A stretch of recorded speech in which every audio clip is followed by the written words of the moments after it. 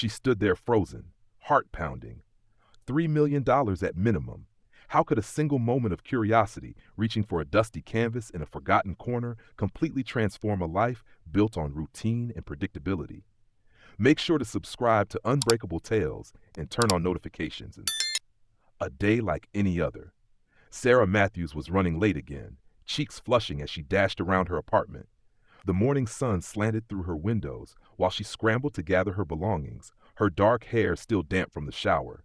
A half-eaten piece of toast dangled from her mouth as she searched frantically for her keys. Come on," she muttered, breath catching, lifting couch cushions and checking coat pockets. Not today of all days. Today was important. A presentation at work she'd been preparing for weeks. As the marketing director for a mid-sized publishing company, Sarah had pitched a revolutionary campaign that could transform their digital presence. The board meeting started in exactly 47 minutes, and her stomach fluttered. She finally spotted her keys tucked beneath yesterday's mail. Grabbing them, she rushed out the door, down 3 flights of stairs, and into the crisp autumn air, pulse racing. The city hummed with its usual morning energy. People hurrying along sidewalks, yellow taxis honking impatiently, the scent of coffee wafting from corner cafes. Sarah joined the steady stream of pedestrians, her leather bag slung over her shoulder, mind already rehearsing opening lines for her presentation. She reached the subway station and descended the stairs, anxiety tightening her chest as she swiped her transit card at the turnstile. The familiar rumble of an approaching train vibrated through the platform as she rushed forward. Sliding between the closing doors, she found a spot to stand, gripping the overhead rail as the train lurched forward. 15 minutes later, Sarah emerged from the station and power-walked the 3 blocks to her office building, determination set in her jaw. She stepped into the elevator, pressed the button for the 12th floor, and used the brief moment of solitude to check her appearance in the mirrored wall. Her blue blazer was slightly wrinkled, but otherwise, she looked put together, professional enough to face the scrutiny of the board. The elevator doors opened to the modern, open-concept office space. Sarah offered a quick, grateful smile to the receptionist before heading straight for the conference room where her team was already setting up. Her assistant, Mark, waved her over, concern softening his features.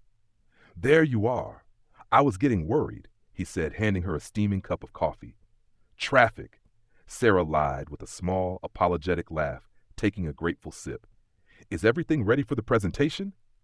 "All set. The projector's working, handouts are distributed, and the board members are just finishing up their previous meeting." "Perfect." Sarah pulled out her laptop and connected it to the projector. As she waited for it to boot up, she reached into her bag for her notes. That's when she felt it, or rather didn't feel it. The familiar shape of her wallet was missing. "No," she whispered, digging deeper into her bag. "No, no, no." Sarah emptied the contents of her bag onto the conference table. Laptop charger, lipstick, phone pens, notebook, tissues, mints, but no wallet. Her stomach dropped. Inside that wallet was her driver's license, credit cards, the company credit card, and $200 in cash. "Everything okay?" Mark asked, noticing her distress. I can't find my wallet," Sarah replied, her voice tight. "I must have left it at home or dropped it somewhere." The thought of retracing her steps through the crowded morning commute made her head spin. "When did you last use it?" Mark asked practically. Sarah closed her eyes, trying to recall. "Last night, I think. I stopped for groceries on my way home." "Okay, don't panic. You can cancel your cards after the meeting if you need to." Sarah nodded, but the knot in her stomach wouldn't unravel. It wasn't just about the money or the inconvenience. That wallet had been a gift from her father before he passed away 3 years ago, worn brown leather with her initials embossed in gold in the bottom corner. It was one of the few keepsakes she had of him. The conference room door opened, and the board members began filing in. Sarah quickly swept her belongings back into her bag, plastered on a professional smile, and stood to greet them. Somehow, she managed to deliver her presentation flawlessly, hiding the anxiety that churned beneath her composed exterior. When the meeting ended 2 hours later, with the board enthusiastically approving her campaign, Sarah should have felt triumphant. Instead, all she could think about was finding her wallet. I need to go look for it, she told Mark, gathering her things. Can you handle the follow-up emails? Of course. Good luck. Sarah left the building and began retracing her morning route. She checked the subway station, asked at the coffee shop near her apartment, and even scoured the sidewalks along her route, hoping to spot the familiar brown leather. Nothing. By mid-afternoon, exhausted and frustrated, Sarah found herself in a neighborhood she rarely visited. The search had taken her on a winding path through the city, following her hazy recollections of yesterday's errands. The street was lined with small, independent businesses, a bookstore, a florist, a vintage clothing shop, and at the end of the block, a quaint antique store with a weathered sign reading Pembroke's Curiosities. Sarah paused, frowning slightly. Had she been here yesterday? She couldn't quite remember, but something about the shop tugged at her memory. Perhaps she'd stopped in while killing time before meeting a friend for dinner? The small bell above the door jingled as Sarah stepped inside. The air was heavy with the smell of old books, furniture polish, and time. Dust motes danced in the shafts of afternoon sunlight that streamed through the windows. Hello? Sarah called out, her voice seeming to disappear into the cluttered space. An elderly man appeared from behind a tall bookshelf. He had wispy white hair and spectacles perched on the end of his nose. Can I help you, miss? I'm looking for my wallet, Sarah explained. I think I might have left it here yesterday. Brown leather with the initials SM in gold. The man shook his head apologetically, eyes softening. No wallets turned in, I'm afraid, but you're welcome to look around. Were you in any particular section yesterday? Sarah's gaze drifted over the cluttered shop, shoulders sagging.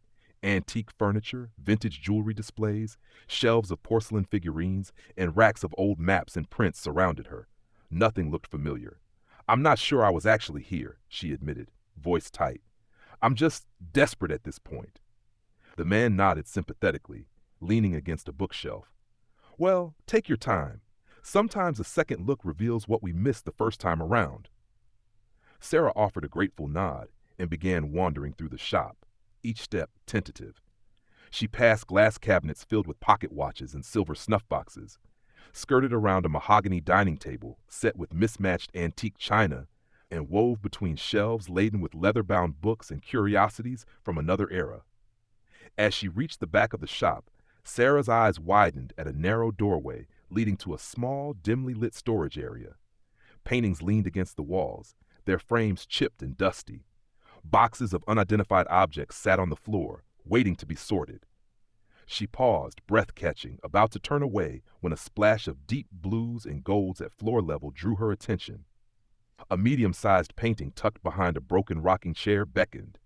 She knelt, brushing decades of dust from its surface, and carefully moved the chair aside to lift the canvas into view. The landscape revealed a misty harbor at dawn, sailboats drifting in the foreground, their masts silhouetted against a sky that shifted from navy to amber. The light seemed to glow from within the oil strokes, stirring something in her chest. Find something interesting? The shopkeeper appeared at the doorway, concern creasing his brow. Startled, Sarah straightened, heart pounding. Oh, I'm sorry. I shouldn't be back here. Nonsense, he replied, stepping forward. Everything's for sale. He adjusted his glasses as he peered at the painting in her hands. Ah, that one came in with an estate collection last month. Pretty little thing, isn't it? Sarah nodded, fingertips grazing the textured surface. It's beautiful, the way the light falls across the water. You have a good eye, the shopkeeper said, studying her with newfound interest. Most people walk right past the landscapes, always looking for portraits or something more dramatic. A faint smile curved Sarah's lips. I've always loved the ocean, she said softly, memories surfacing. My father used to take me sailing when I was young. Her shoulders slumped with the weight of her missing wallet. I should probably get going. I still haven't found my wallet. The shopkeeper's expression softened. Tell you what, leave your name and number. If anyone turns it in, I'll call you right away. Thank you. That's very kind. Sarah carefully propped the painting back against the wall, lingering for a moment as if reluctant to let it go. He glanced between Sarah and the painting, curiosity flickering in his eyes. You seem quite taken with that piece. Sarah managed a rueful shrug. It's lovely, but I'm not in the market for artwork today. especially now with my wallet missing. Hmm. The old man seemed to consider something. That painting's been sitting back here gathering dust for weeks. No one's shown any interest. If you'd like, you can have it for $50. $50? Sarah repeated, surprised. Even to her untrained eye, the painting seemed worth more. Are you sure? Consider it a balm for your difficult day, he said with a kind smile. Besides, I'd rather see it go to someone who appreciates it. Sarah hesitated. It was an unusual impulse purchase, especially on a day when she'd lost her wallet. But there was something about the painting that resonated with her. The serenity of the scene, the masterful technique, the way it reminded her of mornings spent on her father's boat. I could come back tomorrow once I've sorted out my cards, she suggested. I can hold it for you, the shopkeeper offered, but if you happen to have cash on you. Sarah suddenly remembered the emergency $20 bill she kept folded in her phone case. I only have $20 with me, she admitted. The shopkeeper waved his hand dismissively. 20 will do. Consider it a finder's fee. You found it in the back room, after all. Before she could reconsider, Sarah handed over the bill, and the shopkeeper wrapped the painting carefully in brown paper. As she left the shop, painting tucked securely under her arm, Sarah couldn't help but feel that despite the lost wallet, something about this strange day had been meant to happen. The painting's unexpected value. That evening, Sarah propped the painting against her living room wall and stepped back to admire it. In the warm light of her apartment, the colors seemed even more vibrant, the scene more captivating. She'd already canceled her credit cards and ordered a replacement driver's license, but the loss of her father's wallet still stung. Something about the painting, though, brought her a sense of comfort. Maybe it was the connection to those sailing days with her father, or perhaps just the unexpected beauty she'd found on such a frustrating day. Sarah took a photo of the painting and sent it to her friend Elena, who worked at the city's art museum. Found this today. Remind you of anything? She texted, thinking of the gallery they visited last month featuring marine paintings. Elena's response came quickly. Where did you get this? Antique shop. Paid $20. Good deal? There was a long pause before Elena replied, Don't move. Don't touch it. I'm coming over. 45 minutes later, Elena was standing in Sarah's living room, circling the painting with wide eyes, her phone out as she took detailed photos. Sarah, she said finally, her voice oddly strained, do you have any idea what this might be? Sarah shook her head. A nice harbor scene by an unknown artist? Elena took a deep breath. I think, and I want to emphasize think because I need to consult with colleagues, but I think this might be a lost Hendrix. A lost what? James Hendrix. Early 20th century American painter, known for his luminous seascapes. He disappeared during a sailing trip in 1937, and several of his works were lost when his studio burned down the same year. Elena pointed to a barely visible signature in the corner of the painting. That's his mark. Sarah stared at the painting, then at her friend. Are you serious? Is it valuable? If it's authentic? His known works sell for millions, but there are very good forgeries out there too. Elena straightened up. With your permission, I'd like to bring in our authentication team. This could be significant. The next 2 weeks passed in a blur. Elena arranged for the painting to be examined by experts from the museum, who subjected it to a battery of tests, analyzing the pigments, canvas, frame construction, and brushwork. They researched the provenance, tracing it back through several owners to a private collection in Rhode Island. Then came the phone call that changed everything. It's genuine, Elena announced, her voice trembling with excitement. A previously unknown Hendrix, painted just before his disappearance. The museum's calling it Harbor at Dawn. Sarah, this is a major discovery in American art history. Sarah sat down hard on her couch. What does that mean exactly? It means you own a painting worth approximately $3 million. The impact of the discovery rushes. The words seemed to hang in the air like something from a dream. $3 million. The amount was so vast it felt abstract, disconnected from reality.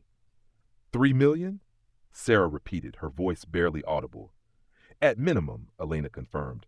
Possibly more at auction, given the story behind it. The museum would be interested in acquiring it, of course, but you'll have private collectors bidding as well. Sarah glanced at the painting.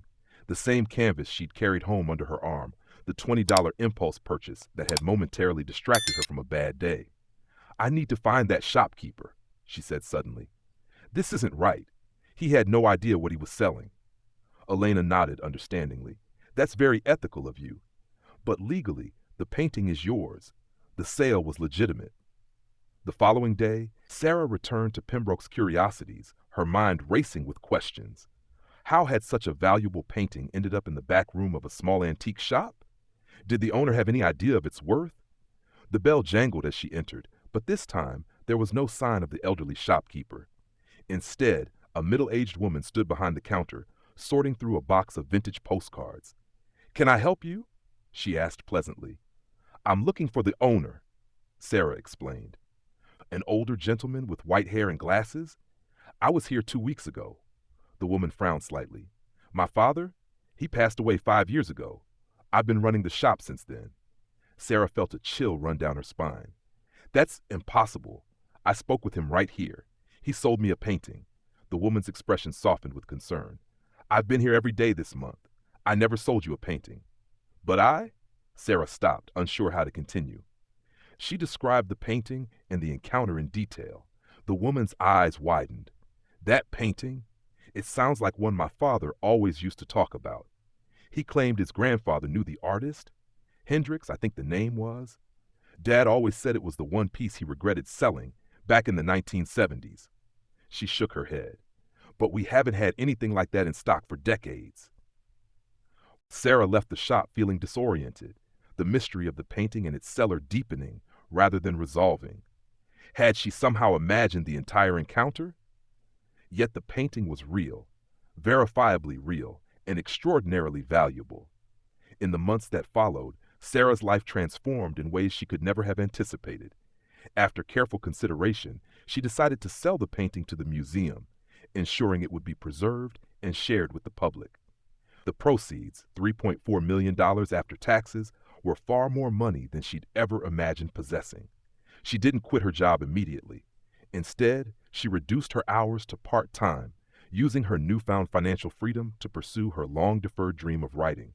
She'd always wanted to tell stories, but had never had the time or security to take the risk. Now she could. Sarah also established a foundation in her father's name, funding sailing programs for underprivileged youth. On the anniversary of finding the painting, she visited the museum where it now hung, a small brass plaque beneath it detailing its mysterious rediscovery.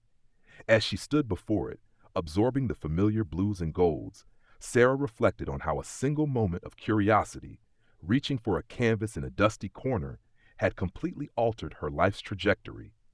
Had she not lost her wallet that day, had she not wandered into that particular shop, had she not ventured into the back room, none of this would have happened. A message of hope and opportunity. A year after finding the painting, Sarah published her first novel, a mystery inspired by her experience. In interviews, she often recounted the story of her discovery, though she carefully avoided mentioning the shopkeeper who couldn't possibly have been there. "What I learned," she would say, "is that life's most significant moments often arrive disguised as inconveniences or even disasters. I was having the worst day when I found that painting. I'd lost something precious to me, and I was frustrated and upset, but that very loss led me down an unexpected path." Her story resonated with people. Letters poured in from readers who shared their own tales of serendipity, of unexpected turns that led to remarkable destinations. Sarah kept them all, humbled by the way her experience touched so many lives.